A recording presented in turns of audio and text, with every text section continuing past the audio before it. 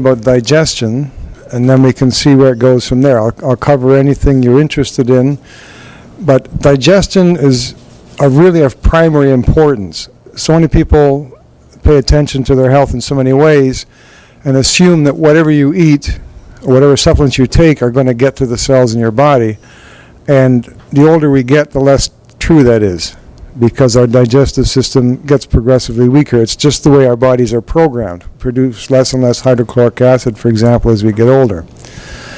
Now, digestion starts in the mouth with the mastication of the teeth and mixing the saliva. The saliva just puts in some enzymes to start the breakdown of starches.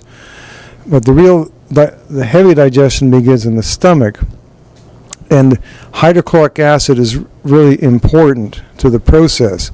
The acid itself in your stomach doesn't digest anything, but what it does is it provides the pH to trigger pepsinogen, the inactive form of the enzyme that's in the stomach cells, into pepsin, which is the active enzyme, and it's a pepsin that digests the protein in the stomach.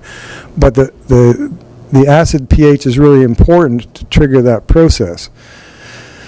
The acid pH is also really important to trigger the pancreas to secrete its digestive enzymes. It's amylase, protease, and lipase enzymes, those for digesting fats, or starches, fats, and proteins. So if you have low stomach acid, you're not going to be able to digest the proteins in the stomach, nor are you going to get enough of the pancreatic enzymes to work on the chyme after it leaves the stomach into the small intestines. And if you're not paying attention to digestion, then you're really wasting your money on other supplements to a large extent. Your body's not going to be able to make use of them, and wasting a lot of the food, and you're leaving the door open to a lot of degenerative disorders. There's very many degenerative conditions are either caused or aggravated by weak digestion. Now, there are ways to support digestion.